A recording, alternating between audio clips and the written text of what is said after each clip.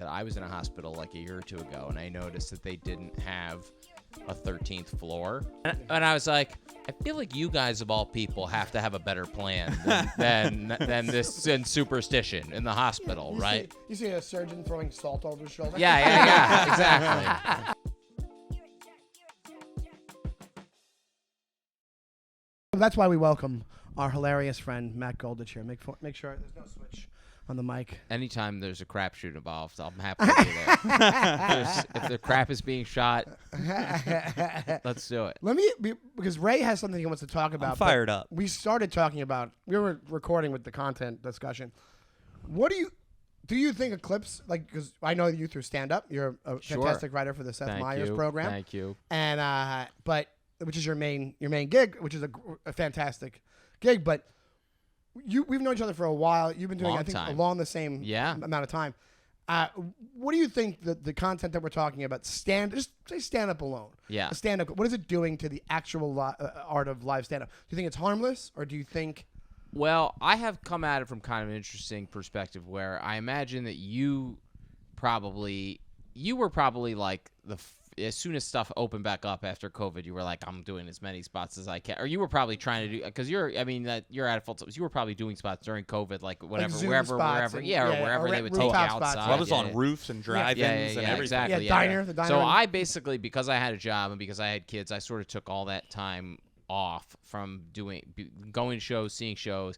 And so basically my view of it was all online for like 18 months. And when I got back out there, I was sort of like, oh, it's going to be all inexperienced, like TikTok. Basically, people who got famous on TikTok. And then it also felt very, like, toxic, the scene. Where, like, if you're online, it feels very, like, this side versus that side. And then you get out there, and it's like, oh, no, people are really funny. And, like, it's a lot of it's more good live comedy than you think. And also, like, and maybe it's just because my expectations were so low or the bar was so low where I'm like, oh, some of the people that got huge online actually are funny. Like there are people who got there's both. There's people who got famous online and then they're like, oh, let me quickly learn how to do stand up. But then there's also people who were doing stand up forever and then got famous online and then had the chops to back it up, where you're like, oh, okay, which is the perfect scenario for somebody. Yeah. Or do you mean like you would see a clip, because I'll see this sometimes too, where like I feel like a large majority of the stand-up clips will be a guy like, so how long YouTube been dating? Oh, he didn't know. Trouble at home. Yeah. End of clip. And it's like, what?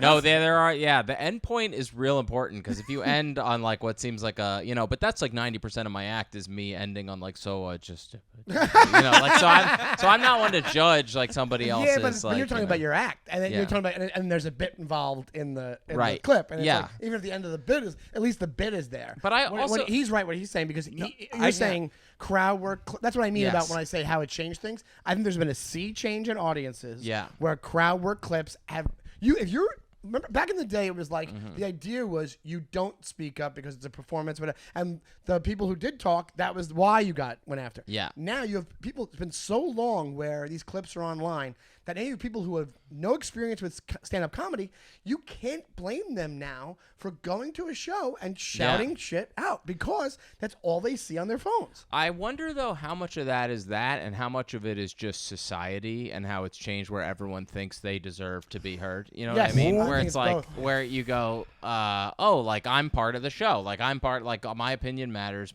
Is it TikTok or is it that? But I also think, like, you're right. People are expecting to be, but I'm trying to think back to like 15, 20 years ago. Like if you went to a New York City comedy show, like people always were like, oh, don't sit in the front because like the comedians make fun of you. People always thought they were going to be part of the show. But now I guess maybe they're more actively trying to be. But what I'm saying is sorry to interrupt. No, go ahead. What I'm saying is they're more, we've given them more agency. We've given them more power by being like, hey, I need the likes. So, and I'm guilty of it. I'm putting myself in this basket. I put up both types of things. But it used to be like comedy went from like the cool thing that like, hey, you have no route to do this. You have no pathway to do this. And now it's like, hey, I have to kind of be cool to you because I know what you're watching online, and you're just watching people. You think that's just part of it, and you're kind of like, it's my time to talk now. And I think it's both. I think it's like the world ending, like you wanted to talk about, and the apocalypse with the COVID and all this,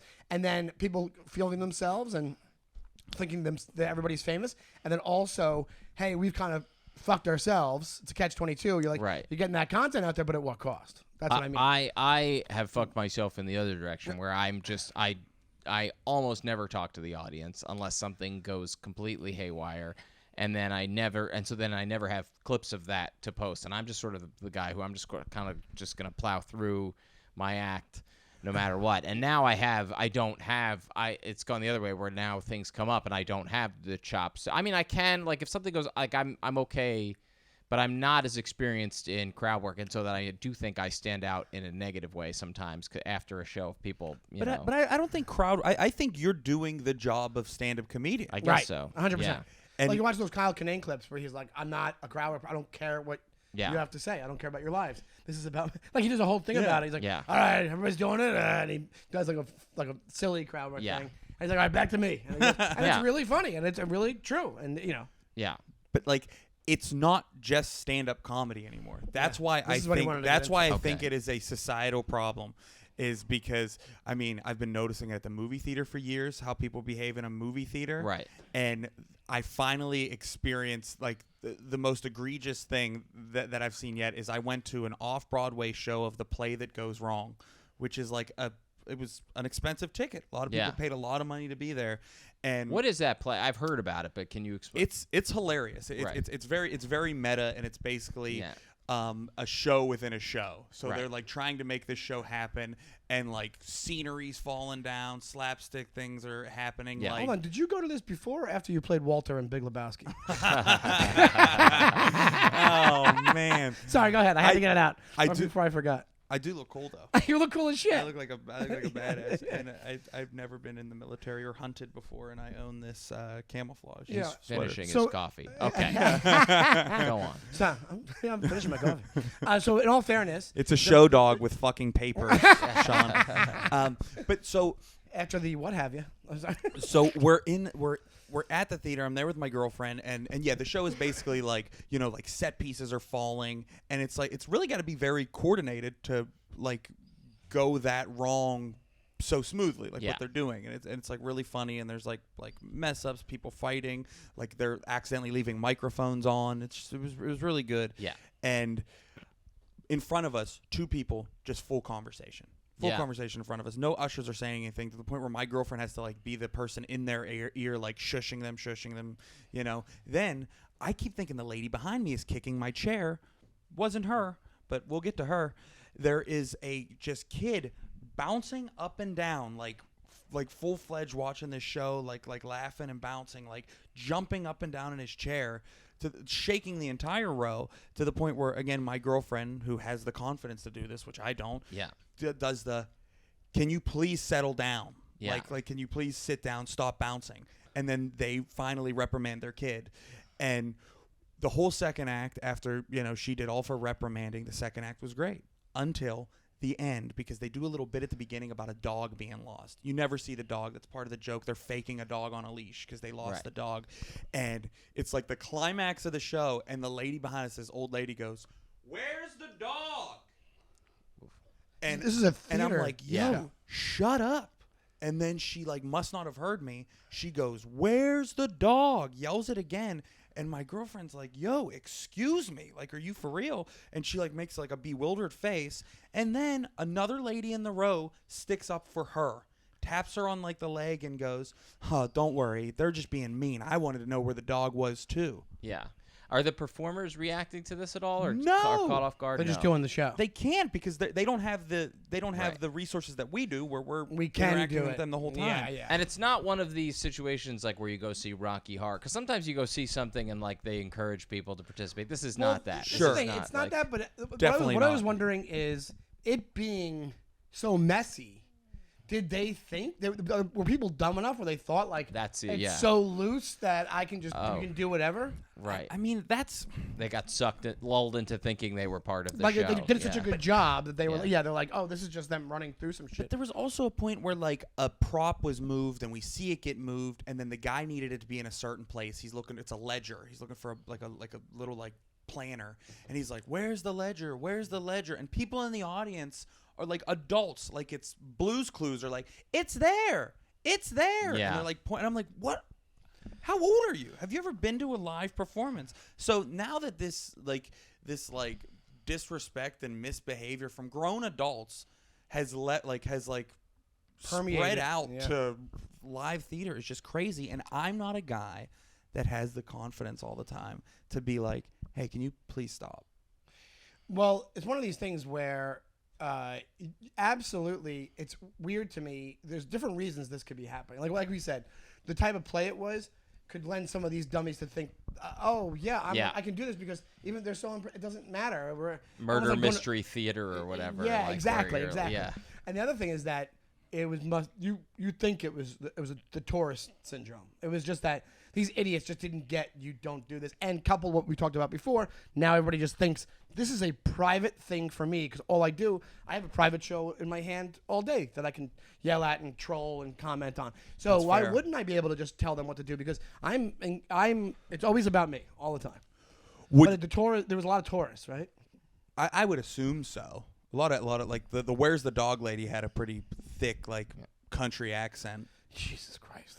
It's also very funny to me. Can I ask you, how old are you? I'm 33. So you're younger than me and Sean, but like I find now you're finding yourself aging into the demographic of like these people to like when you would go to, it's like when you would go to like the movies with your grandparents and they would get dressed up or something, like to go to the movies. Yes. Or like they took it real seriously, or Decorum they age. yeah, decorum age, where now we've aged into decorum age where we expect a certain amount of decorum from people. Yes. Or, I mean, there was a time, right, when it was considered rude to take out your phone. It's still, I think, rude to be like on your phone the entire movie in the movie theater, but like for sure I'll take out my phone and look at it in the movie theater. Whereas like 5-10 years ago I might have been, but like it does devolve Everything over is time. pushed. But now we are the old people who complain about how people act in 100%. public. And I've been that way with the movies for a while where Me too.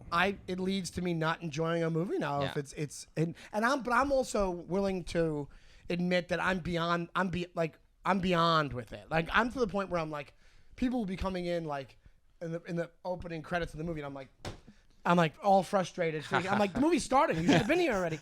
The trailers are part of the movie. I'm like a Nazi with it. You're projecting your own, where it's Yes. like, oh, if I was late, I would just skip the whole thing. Yes, but exactly. Like you don't know what's going on in there. And I don't want any disruptions during this. Yeah. This is the movie experience should be in complete silence and laughs and claps and whatever it is.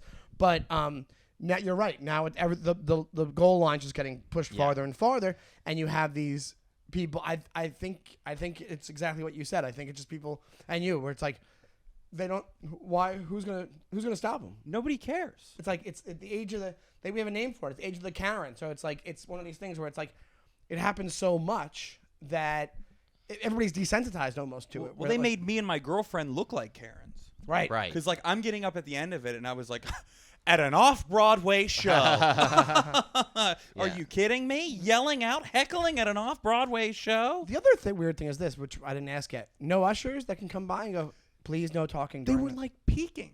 Like they would like peek out the corner, and they'd be like, "Yeah, I'm not gonna do my job today." That's the other part. Well, it makes you wonder what worse things are happening in the other shows where the usher's like, okay, we got to address this. Oh, like, my you know, God. where it's like people are getting up and walking on stage, or I don't know, filming it, or I'm wondering if it's something. Also, what might happen is something about. You ever go to like a place?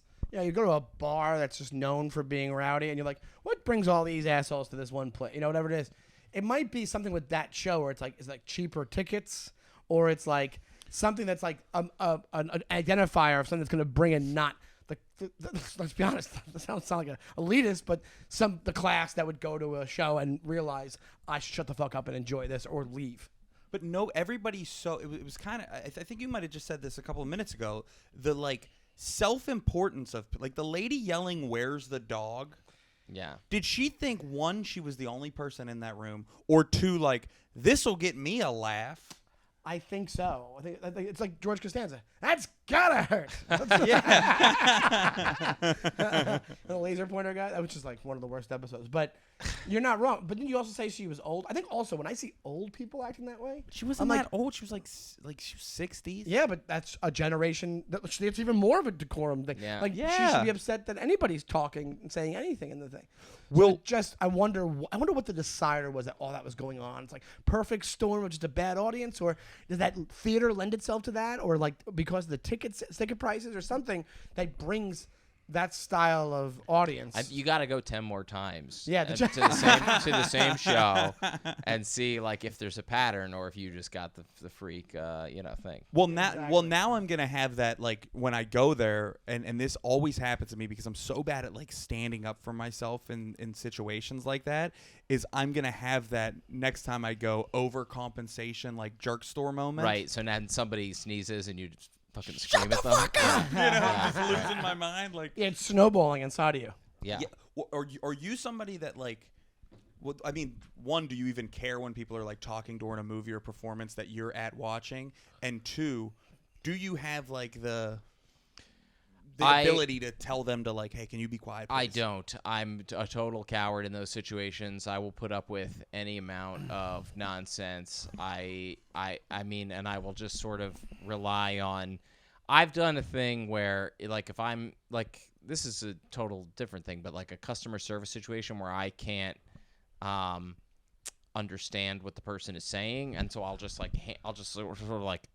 I'll bring my wife in. I'll just be like, I'm tapping out, and I'm gonna let you talk to this person. And I think I'm being polite because I'm like, I don't want to get frustrated with this person, so I'm gonna tap out. And she would say I'm being incredibly rude by not trying to engage with this person. There's a little, but that's a different situation. But I'm for sure would not approach someone who was causing a problem unless it was like really making me physically uncomfortable. But I can't. It's hard for me to. I would sort of tap like, hey, can you say something or whatever. But I think there's you would tap your wife to do it. Well, she would. I'm trying to think. She wouldn't necessarily get involved either, but unless it was really affecting our enjoyment. But the other thing is like having kids. You're sort of. Your conditions for like if you go to a kid thing, like people are making a ruckus or whatever, it's like part of the bargain. We have kids, and so you're sort of used to people, pandemonium. Yeah, like I mean, at a kid movie or whatever, or at a kid theater show. That's you're used different. Yeah. So your tolerance for it is higher. But I wouldn't. It would take something really serious for me to shush someone in this situation. I'm the same way because I can't like, and then I also get this thing in my head like. I automatically think like 9 steps ahead, and with me, just because of like my like track record, I always think of like growing up where if you like tell somebody like, hey, can you shut up? They're like, you just tell me to shut up? And I'm like, well, now I'm fucking fighting as an adult. Right. Well, the imagination goes wild. We've talked about that on the show in the past. You filled in this insane adventure scenario about just by saying be quiet. Also, now the rules have kind of changed in public. So like, yeah, maybe the movies you're like, hey, can you be quiet? But on the subway, I've had shit that's gone down that I switch cars. And now but back in the day, I might have been like, shut the fuck up or be quiet or not, relax, whatever it is. And now I told that story once with that lady, that homeless lady who was like, she was just like petting that little girl's hair. Oh yeah. And I was like, all right, that's enough. That was years ago. That was like 10 years ago. This woman was just petting this, and her mom was like not from here, and her mom was like didn't know what to do, and she looked nervous. All these people are silently just judging the situation, rolling their eyes. Oh hell no, all this, and it got so weird that I was like, all right, that's enough. You can stop. And she was like, and she freaked out on me. But I think if it happened now, I wouldn't have done it because I'd be like, she might stab me. Well, she might pull out a knife and stab me. The good thing is we've established is. There has been a rise in other people who will handle it. Like at this point, somebody else. Like if you don't have to feel bad about like not defending somebody because somebody will step in and take care of it. Like there are enough confident people out there. That's like our job. We make people laugh when they're sad. Yeah. There's another guy whose job it is to tell a lady to shut the hell up at the movie theater. Yeah. Like that. Leave it to him. That's a good way to look at it. It's so funny. People do think New Yorkers as like rude, and it's like. I've only seen people just step in and be and help people out and whatever. I think in New York, I think New Yorkers are actually pretty kind people. I just think that they're in a rush and they'll step in. Yeah, and that's different. Not in a friendly, not, in a rude way, but they will step in. They will they'll help you out and then shit on you afterwards. Well, somebody. Did I already talk about this on the show where the analogy they said was in L.A. people will drive by you with a flat tire on the highway and go, "Oh, I feel so bad for them." Yeah. And then in New York, they'll stop and go, "What are you, an idiot? Give me it." Yeah. And then fix it for exactly. it. It's like that's a very perfect. There's phony nice, and then there's like rough, kind, like tough love nice or whatever you want to call it, where it's like, "Hey, I'm still doing my thing, but I'm not going to be an asshole to you." I've had the like real New Yorker stick up for me before in that regard. Like I was getting a hot dog from one of those stands, and I saw the guy blatantly charge the person in front of me less than they charged me. I think they just saw this guy's not from here. And then I was like, wait, $6? I was like, $6. That doesn't say. And this lady like right behind me was like, charge them the right price. You know what it costs. And I was Where was this? It was Central Park. One of those little hot dog joints. Wow, they thought you were a tourist. Yeah, and then I was living here for like 2 months at the time, and then I'm like, oh my god, and then he was like, $4. I was like, oh, here we go. Like, thank you, lady. I would have threw it right back in his face. Yeah. No, I was I was starving. Was it a hot dog? I wasn't that. I've never been starving, but I was hungry. I could have used the snack. I had a thing. Let me ask you guys about this. I had a thing happen to me a few weeks ago. I was in the supermarket, and I happened to be on the phone with my wife with my AirPods in. And as I'm about checking out, there's like a hubbub, and there's a guy screaming at somebody who works there, like a guy who's screaming loud. He's saying something like, "Over a Red Bull, you're gonna do this over a Red Bull," and he's screaming, and he's sort of like it's like several minutes of like lunatic screaming, and they're trying to get this guy kicked out of the supermarket. And I'm talking to my wife, and I'm going like, this seems like it's bad. It's like escalating. It's like whatever. And then the guy says like, I have a gun, I have a gun, and then my wife's like, you got to get out of there. And I'm just like, I feel like if he had a gun, he would have brought it out already. I'm like, I think he's bluffing. I think this guy's bluffing. I was like, I don't think he has a gun. And sure enough, like 2 minutes later, he walked out and he left. He like walked in. I was like, if you have a gun, you're gonna bring it up early in the conversation, and then everybody's gonna get the fuck out of there. But, that's a. I call this bluff. I was like, I don't know. I already have all my stuff. I'm not gonna like get out of line. And, you played Russian roulette with him having a gun. Yeah. I had a moment that was weird where like I was stereotyped as a creep, I think, but it was a misunderstanding. I was in front of a younger couple that must have been like a first date or something, and I was walking in the East Village, and the dude was like obviously trying to get laid, and he was just laying it on so thick and talking about it. He's like, well, I love my mom. My mom, she knows how to cook. And he starts listing the different cuisines that his mom can cook. And it was like a really weird, I'm like, oh my God, this is the worst conversation I've ever heard. So I turn around and I just kind of smile at the guy to be like, dude, come on, man. Because I was like, whatever. Yeah. And he was on the left side of the girl, like farther away from me. So he switches sides, I think thinking I was like looking at her or something. And then I hear him go, sorry, I just wanted to switch that up. That's how I was raised. Meaning like, I'm going to protect you from the crazy guy. And I'm like, well, you seem like a douche. So I don't know what to tell you. And I was like, but it's weird because I knew why the guy did it, but for a split second, I'm like, I'm not a creep. I was laughing at you, not her. I don't. And then you switch again to protect her from that conversation. You're like, you don't have to listen to what cuisines this guy's flip-flop back and forth. Yeah. But it's like, hey man, I'm not. Nobody's stalking your date. It was just very, very, very weird. But I was going to be like, this. That's what I'm saying. Past me would have been like, oh, dude, fucking relax. And said something under my breath because I would have been like annoyed. Yeah. And I was just like, I'll just let it go. Because it also didn't warrant it. They were walking off, whatever it is. But in my head, I wanted to be like, oh, fucking come on. I'm not. Yeah. Well, come on, man. I'm just walking. What am I doing? I was like not close to them. They were like. Maybe it's possible. How long have you lived in New York, right? Me, 4 years. Okay, maybe you haven't lived here long enough to be worn down enough by what happened in the play. Where like maybe like if you had lived in New York like 15 years, you'd be like, well, this is just part of the deal. Yeah, this is just life. Yeah, these are. Yeah, well, I see. I feel like that might make me more hardened and willing to like start a fight at a play. I don't know. Yeah. I also, Sean, I feel like that there is. Would you call it a bell curve? like where it like gets so good and then it's bad for how much a girl likes when a guy talks about his mom.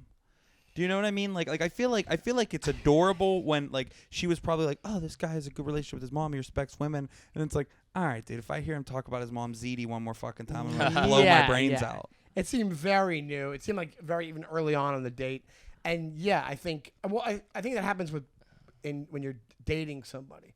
So if you're constantly talking about your mom or you have some weird relationship with your mom, I think a girl is scared away. But there's like a healthy. You're right. There's a healthy amount of mom love, and there's an unnever amount of like. I think you're teeter you're just a child, basically. I'm Jewish. I don't know anybody who has a good relationship with their mom. I've never met a single person. Every Italian guy like we I know. love my mom. That's why they stay in their houses until they're 35 years old. Yeah. I'm going out, Ma. He's like 43. Yeah. I'll be like, I'm 16. I'm gonna go backpack in Israel and never come back. That's my plan. Yeah. No, but I do think that, like you. It's so funny because I do kind of see things through your eyes because even directionally wise, because I was like trying to explain to you how to get down to where I was, and I was like, well, I don't know which way you're faced. Even I was like, you go south from where you are, and you're like, I see Astor Place. I'm like, well, that's Bowery, and I guess Broadway and Bowery. But I was like trying to figure out where you were to meet up with me. But it's rightfully so. You're so new to the city. You're like, oh, I don't. Because I'll be like, oh, it's over on this street, and you go, I don't know where the fuck that is. And I'm also inherently bad with directions. Oh yeah. Are you bad with directions? Oh, horrible. My 8-year-old son has a better sense of direction than I do. That's honestly true because he pays attention. He'll be like, okay, we're on the 6th subway car. We need to be at the second end. And I used to have that, but with certain like my commute or whatever, like I have it memorized. But then but he knows how many. I mean, because he doesn't have the phone with him all the time, so he has it memorized. That's the only way of him getting around. But he's like a person from olden times. Yes, exactly. yeah. He's like, okay, you go the second gas station, you're gonna make a right. No. Yeah. No, it's like I my mom's directions. No, my sense of direction has been killed by the phone. Where I literally do the same. I can do the same commute all the time and still have to look it up on Google Maps. Me too.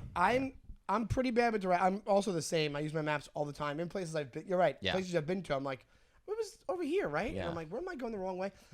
But when you're in the city, I know how to get like trains. I'm good with. But I'm like, oh, you do this to this to this to this. Yeah, I was gonna say that's a lie. You're good with direction.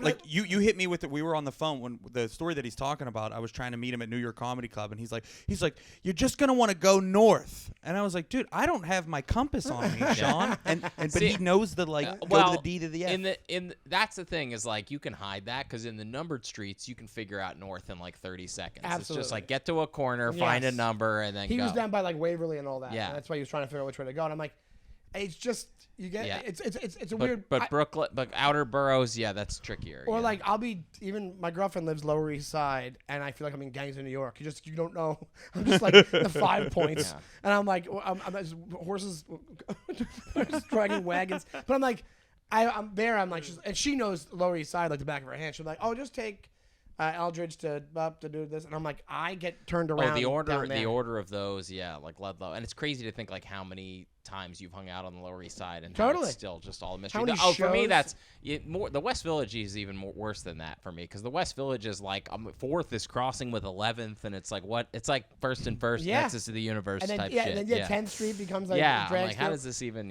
And the other thing about West Village is there's like 2 West Villages. There's like the West Village by the Comedy Cellar, and then the meatpacking West Village where it's like the like Elysium. You ever watch Elysium, the movie Elysium? Where it's like the thing for we used to call there's this part in Long Island City.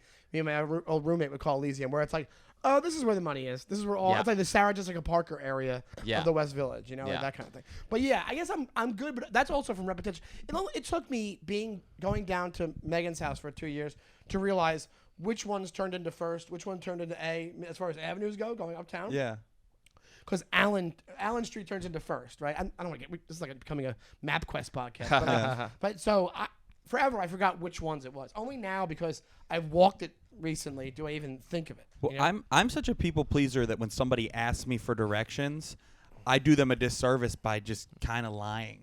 Because I don't like have the heart to be like I have no clue where I am ever, and I'm a little embarrassed by it because I feel like it's a masculine thing to like you know, like, do you ever have like an older dude give you directions, like Yeah. a real man? He's like, yep, you're gonna want to hop on a parkway, 3 lights, and then and I'm like, oh, that's a man. He's like, you take a left by the old muffler shop, and I'm like, hell yeah. Me, I'll just be like, yeah, you'll make 2 lefts, you'll be there, and then I try to get out of wherever I am just in case they come back pissed off. You go off the grid. Oh, see, this is where I'm total opposite, where I'm not a people pleaser in this situation, where this is a situation where me wanting to go about my day and not have to help and just like not wanting to slow things down, it crosses over with me not wanting to fuck up this person's day. So if I have the slightest hint of like, oh, I don't know, I'll just be like, sorry, man, I don't know, I'm not from around here, and then keep walking. And then, but I look at it as like I've saved them, because I'm like, if I give them wrong directions and fuck them up, and also I managed to get out of it. So well, I'm gonna be completely honest with you.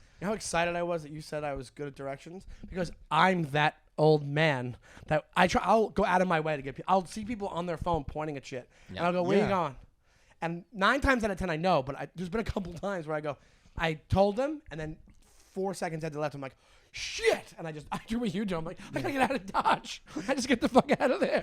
But I want to be that guy that is good, so good. Like me with too. directions. It feels good. You feel like you're helpful, or like you know, and you're like and you're like the cool guy. Yeah. But you offer me directions sometimes when I don't want them. Do you know what I mean? Like I have a GPS. When did that happen? Like just the other night, I was like, I could have easily pulled out my phone, and you're like, no, you'll have to, you'll figure it out. It happened to me the other day, so I had to go. All right, so on Saturday I had to go with my son.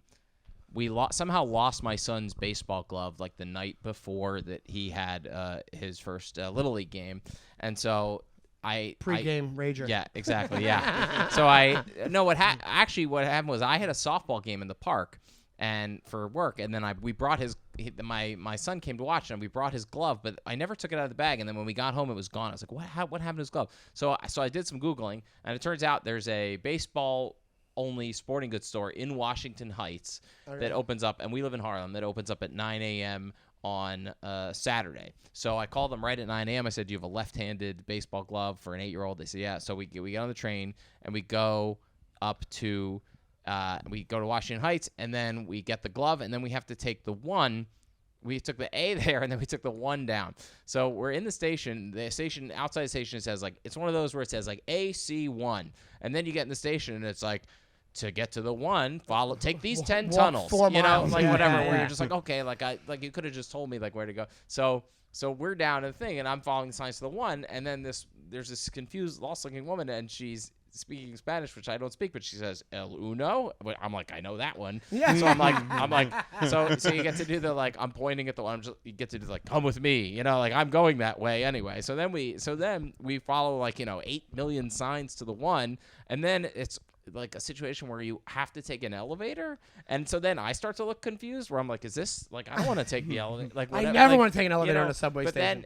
And then it's put me in this horrible situation where I was like, I know where I'm going, come with me, and then you get to where you're going and you're like, I don't know, I'm not sure, I'm very confusing. And then we finally it was one of those subway stations. There's one of these in Brooklyn Heights too, where it's like, it's not like the teeny tiny piss-soaked elevator. It's like 4 of the like giant elevators where it's like that's the only way to go. Yeah, they have those uptown. Yeah, I know that specific. Is it 168? It's like it was 168. Yeah. So I was like, all right, and then people, and it's one of the situations, because it's New York. It's like people are like, is this going up or down? We have no idea. Like we don't know what to press. And then I'm like, I think I can get you to the 1, but between the language barrier and also never having been in that station before, I was like, I'm pretty impressed that I helped this lady. Yeah. No, that's a hero moment. Yeah, exactly. That feels great. Yeah. But I know what you mean, where it's like you go into it thinking, oh, I know, I got this. I've done that as well, where I'm like, oh, right, I'm on the thing with you go around the stairs to get to the other one, and you're trying to explain. I explained directions to one guy once, and he was from like Belgium or something, and I knew exactly where he had to go because they were him and his wife were bickering because they were lost. The Belgians. And yeah, exactly. And I go, what, you need help? And I go, okay, so you're going to have to, you go around. It was one of those direction things where you go up and across the street to the other side to go uptown. They went too far south. Yeah. And I told him, and the guy listened to my whole spiel. I told him, this is what you do. You go back. We're going to Astoria, actually. I was downtown. And I go, I just got off, just came from there, this same train, other side, right there. I pointed, all that. Whole spiel. The guy goes, no. He goes, no, that's not it. I go, it isn't. I swear, I was like almost like arguing with this guy to be like, you're lost. Why would you not trust me? And he goes, nah, I don't think that's it. And he points to his paper. I go, yes. And I just reiterated it over and over again. And then finally his wife stepped in again, and she was like, and she just dragged him away, and they went up there. But I was like, that's a weird moment. I've never had that happen when I give directions where they're just like, no, I don't accept what you told me. You know what I do when I ask for directions? This is how bad my attention span is I'll ask somebody, like if I'm in like a hospital and like getting inside a building directions, I'll go up to like one like lady and I'll be like, hey, how do I get to this floor, this room? And this actually happened to me very recently when I went to visit my grandfather. She explains me this whole thing, and I zoned out almost immediately and then I was like, I'm just gonna wait until I see the person around the corner. She told me like I followed that, and then I see someone else, and then that person was like, all right, yep, you're gonna do this, and I was like, all right, and I had to ask like 3 different times, just because I couldn't. Like I was like, I'm never gonna. I got like panicked. I was like, I'm never gonna remember all this. I thought it was just gonna be right around the corner. I gotta get. You don't want to end up in the wrong part of a hospital. That's like a bad news situation where you're just like in the morgue, and you're like, yeah. Well, I feel like sometimes you can get in like.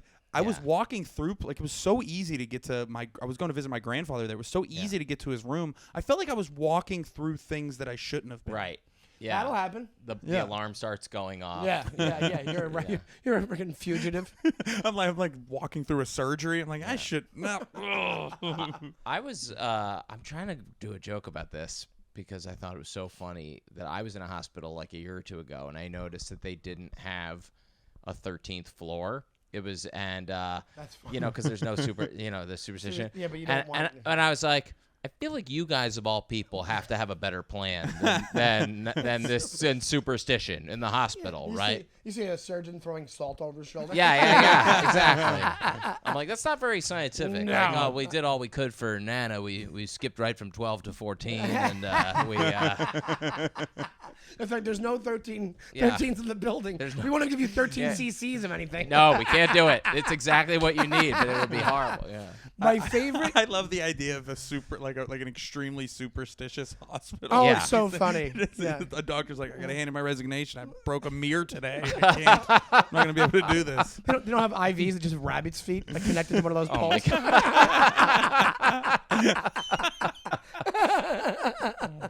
Like, oh well, say a prayer.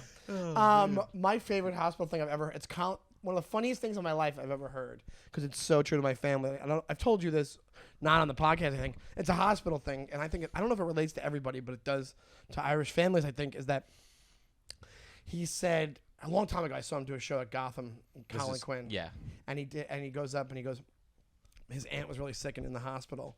And I was kind of late to go visit her. It took me a couple of days, and I walk in, and my family's just all despondent, and their heads are down, and they're shaking. And I walk in, and I go, "Oh my God, is it not good?" And they just turn to me and go, "No, our chairs. The other people, they took our chair. They took our chair." It happened when my dad was sick. That happened to us so many times. My mom gets so pissed about them stealing chairs from across the room. It's one of the funniest. I haven't laughed that hard. Top 5 times I've laughed in my life is when he's that. Because they're setting up camp in there. Like they're not going anywhere. They're not going anywhere. But it's like the chairs are the most important. Absolutely. Yeah. And it's like it's like a little rivalry between the two guests of the hospital room, whatever it is. But oh my God, I don't think I've heard anything funnier in my life. It just hit so close to home. It hit so close to home. It was crazy. But yeah, let me ask you this though. Have you ever done same kind of idea with the directions we talked about? And because you reminded me when you said, "Hey, they went right out of my head." Yeah. What's your name etiquette? Meeting somebody, new name. I'm better than I was, and I try to get better. Does it go right out of your head? And do you remedy it? Do you either ask them politely again, or do you just try to find out in alternate ways? Like, what's your name etiquette? Like, are you doing that thing where they say you're supposed to repeat the name back or something? Which I don't know anybody who does that, but yeah. I have given up. You know what?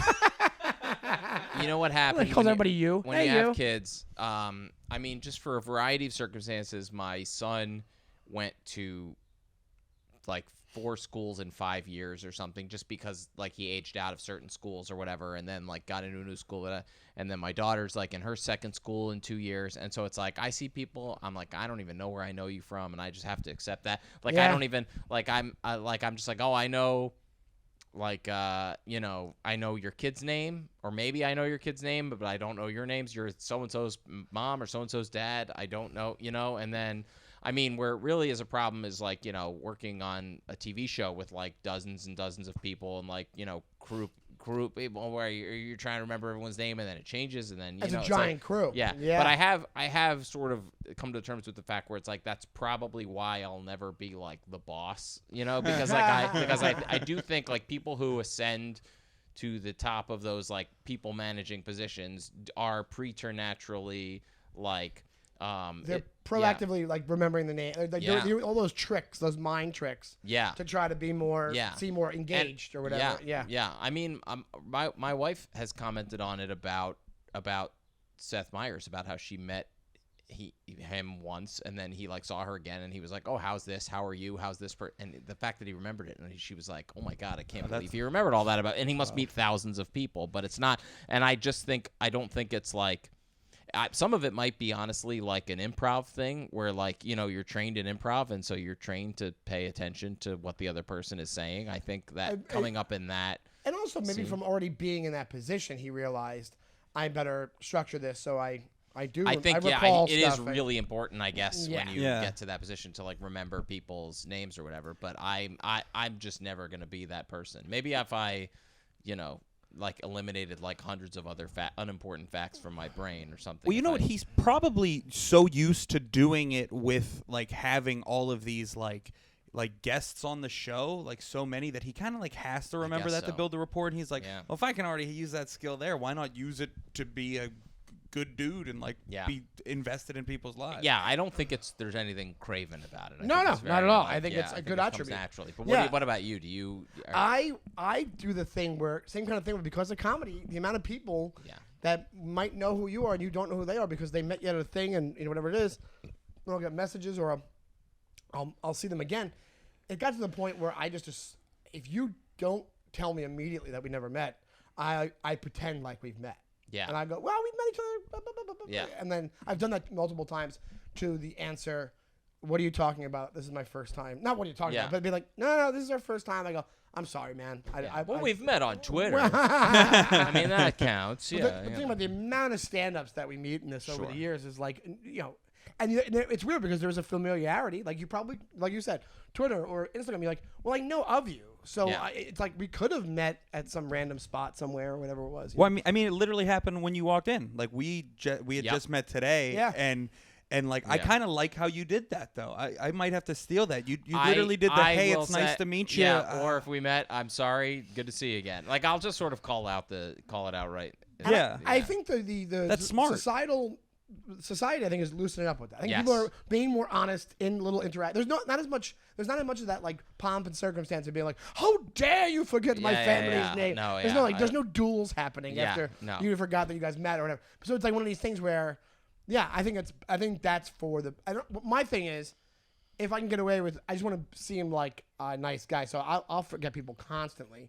Like there's people that I've seen multiple times that I'm like, oh my God, their name went out of my head. Yeah. And I just try to be as nice as possible, and hopefully I find out another way. Or I'll do the thing where if I meet them with this kid or somebody else, and they're meeting them for the first time, I'll go, you know Ray? You know Ray? Like that. Yeah. And hopefully you have that's another Seinfeld thing.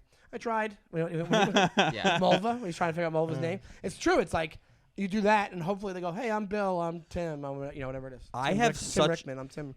Here's how bad I am. I have such an insecurity that, like, I know how it feels when you don't know somebody's name, where, like, if I could sense that somebody I'm running into doesn't know my name, or, you know, I'm just insecure and think they probably didn't remember me, I will do this thing where I try to slip my name into the conversation as early as possible. I'll be like, so she goes, Ray. Yeah.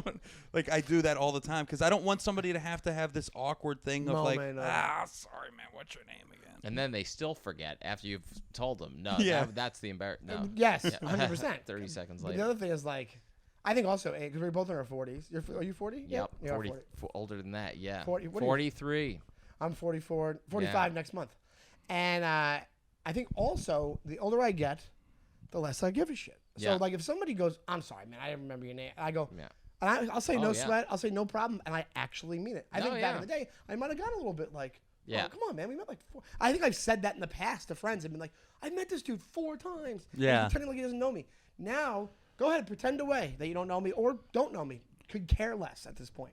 I'm a little bit. I have homeostasis going. I have a little bit of balance. The other move I'll pull a lot is I'll say, "Hey, sorry, what's your name?" Or if I forget someone's name, and then they say, "I say, sorry, coffee. I get coffee. I gotta have some.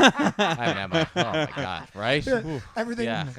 That's Just blame everything on not having coffee. Meanwhile, I've had 3 cups of coffee. They don't know that. It's spilled on your Yeah, shirt. yeah. Like, that's yesterday's coffee. I'm a dirtbag. That's called the Garfield poster method. Yeah, exactly. Yeah. That's someone else. I forgot your name. Mondays. Yeah. Am I right? Yeah. Don't not tell me your name before I've had my coffee. Well, I need my lasagna before I.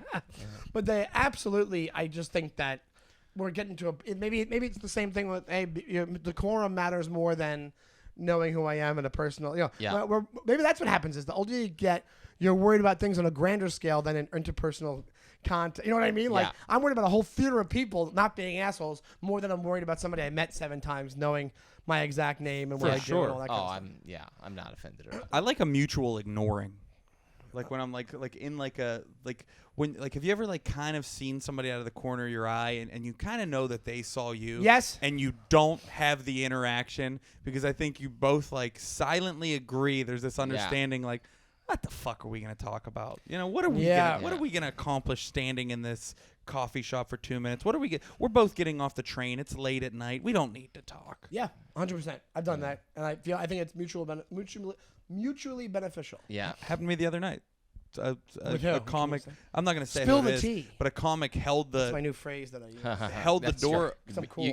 You made that up? I made that up You just invented now. that? Yeah. Wait, you made that up? Spill the Yeah, tea? spill the tea. Yeah, That that was was you? Yeah. He's the spill the tea guy. Spill the tea Donnelly. Yeah. He's the spill the tea guy. Yeah. We did that one time a bit like a year ago doing the podcast where I forget what you actually said. You said like something super like in like the zeitgeist that's been there for like 30 years. I think it was Audi 5000. I forget Something what like it that. And then I just went, did you make that up? I was like, yeah. And like I took it real seriously and we posted it as a clip and some kid lost his shit and was like, you didn't make that up. That's been around since like 2011. And like me and Donnelly proceed to have a full-blown conversation with him. I was like, engage as much as possible. I don't think Sean would have Waste lied his to time. me. What'd you say, what? I was like, I don't think Sean would have lied to me. Let me ask you this. That'd be a good last question to ask. Then I want to get to socials and plugging because you have a show. You have an hour show. I do. Yeah. Yeah. We'll talk about that in a second. But we asked this question before. What's your now that we did the interpersonal, your online go-to strategy when it comes to trolls on a YouTube video or Instagram? I know you don't post that often, but when you do, and it's a stand-up and it's a bit, and it's that time of day, and you're looking at your phone. I am an ignore. I get so few that I'm just like, I don't care. I don't respond. It is funny because like I do get sucked into the rabbit hole of like, oh, click on that link, learn on this, but I've never ever gotten sucked into the rabbit hole of like engaging with strangers online. I think that's like one where I'm lucky. A healthy way to be, I'm lucky to, there are, I just don't feel any pressure at all it's very similar to how I am on stage, honestly, where I don't feel very little pressure to respond to anything just because I don't think I can do it in a good or funny or clever way. So I'm just like, I'll just ignore it. And you're at peace with it. Yeah, I think so. I mean, I don't know, unless turns out 10 years later I meet that person and they're a comedian and I'm like, hey, how come you never wrote back to them? I was like, I don't know, man. But I think that's healthy. It's very healthy. I think that's a healthy way to be. I wish I had trolls. Objectively, at least it would be attention. Yeah, and even when I have them, it's like Instagram videos. It's not as often as you think as far as people talk about it. But I think the go-to response for a lot of people. Like I think objectively, the way you handle it, the most healthy way is doing what he does. You just ignore it. 100%. Because that's also even trying if you're trying to drive them crazy by doing that, which you're not, obviously, that would probably drive them the most. That really is what a drought for those people is what they would react to the most. I think what you do is the best, by the way. I've just realized that recently. I'm gonna tell you. We had the last clip that we posted. We did a full episode talking about Love Is Blind. It's a show that we both watch. We're obsessed with it. Garbage TV, but it's really good. But like one of the clips that we posted, it's us talking about like how there's like no like big dudes on Love Is Blind. There's like they're all still good looking, even though they're meeting without seeing each other. And we like started going like, oh well, you would know that they were fat because you could hear it in their voice. So we start doing like these like over the top like fat guy voices, and then Sean in the clip literally goes, "We're both chubby dudes. We could just be doing our regular voices," and we start cracking up about it. Yeah. So we had two different comments where people are like, "Damn, y'all are doing a fat voice like y'all ain't already fat," and I just commented on both of them, and I just said, "Yeah, bud. We covered that." Yeah. Because it made me so mad that they were trying to dunk on us with the same joke. Same bit, yeah. But then somebody posted this big, like, weird diatribe about like, something. Really hateful. Yeah. So Donnelly just goes, "Yeah, but can you explain that more?" And then he keeps going. For like and four then different He's like, responses. "Yes, but what do you mean?" And the way my go-to is I go, "Hey, man, what are you trying to say? If you don't know, that's okay, but you have to be more clear in your statement because I don't know what you." And the guy just kept. And my goal is like, I want to waste as much of your time because I have time all day. That's what I'm saying. Like, I just want to. I do it with every time, and a lot. Sometimes it worked. That worked pretty well actually. Sometimes they just don't respond, and then sometimes, which is my favorite, is they'll respond with like 4 different paragraphs of just like, blah, blah, blah, blah. And you're like, yeah, but if you're not being clear, like if you turn it on them and make it like, it's like, it's also, it sounds kind of like, it sounds like you're being nice. You're like, if you don't know, it's okay. And like, but dude, tell us about the show because we got to get out of here, and I'm worried about the battery situation. But so I've never done a 1 hour. I did an album a few years ago, but I've never done like a 1 hour solo stand up show repeatedly. So I'm going to Edinburgh Fringe in August. Have you been? We talked about this. You've never been. I've never been. No. So I'm going for 2. I'd have to I'd have to bankroll it myself. And So, but I'm going for 2 weeks, and I just sort of announced it today. It's called Matt Goldich, What If This Is the Best I Can Do? And the idea is sort of like, hey, I'm fine at stand up, but I'm never gonna get any better, and I have to be okay with that. I have to sort of like learn to accept that, and sort of like I'm 43. I'm never gonna be super famous, huge comedian, but like I'm pretty good, and like there's no reason to like fear like doing this like thing. It's gonna be really hard and probably honestly like too much. I probably don't have the chops to do this, but I think I can fake it or come close. I'm just like, well, I'll just put it out there and try. Let me ask you this: that's the summer, so are you gonna run it before you go somewhere? I'm gonna run it a few times here in New York and trying elsewhere. QED and QED then, in Queens. Yeah, that's where a lot of people went to Edinburgh last year, and then I'll maybe 1 or 2 clubs if they'll have me. We'll see. So. Yeah. And give us your Instagram, which you have all the dad pictures on, but clips I know. are. It's just Matt Goldich, my name, MattGoldich. So. And do you want to do Twitter or anything else? Same thing. Website? Yeah. So linktree.com. We're working on all that. I'm trying to get that all in shape because I was telling you, I think it was before we started, right, that I was telling you that like it's all my, I actually, so years ago, I mean, before when Twitter was like popular, I did develop a following on Twitter, which was fun. But then now it's like, Twitter is kind of like nobody uses Twitter, and it's also like it's going, it just got weird. It got weird, and then also like, it's just not where it's at for clips of stand. So I'm trying to, build up everything else. Build up something else. Yeah. So I mean, we'll see. I mean, I don't know how it's gonna go. It could, but the problem is the dad pics get the most likes. Yeah, well, that's what you want. So I'm like, why would I stop posting pictures of my kids if they, way more people like them than like my stand up. So I don't know. It's a good problem to have, I guess. Thanks for doing this, man. Yeah, really my pleasure. It was really fun. It was nice meeting you. Yeah, We're seeing you again. Is it Roy? Also, where can they find us? I wish it was Roy. Oh yeah. You could find Roy and Shane on the brand new Jerks podcast every single Thursday. Full video episode on YouTube, and then you can listen wherever you listen to your favorite podcast. Leave us some ratings and reviews on those podcast streaming apps. We'd love that. 5-star rating, please, if you loved us. If you didn't, 4.9.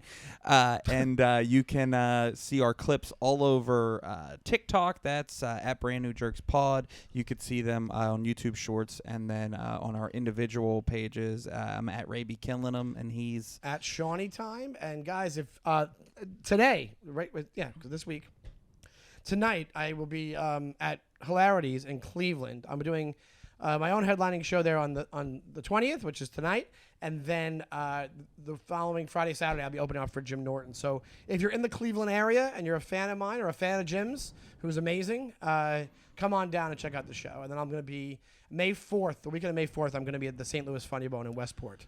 So I'll mention that again. But if you're in Cleveland, go to every single one of those shows, and it is my guarantee Donnelly will do different material every single show. Not one joke will be repeated. And I will be doing the same old shit next a week from today at Ray and Colin's big show at 7th Street Comedy. Thank you guys so much. We'll see you next week. Bye. Everybody.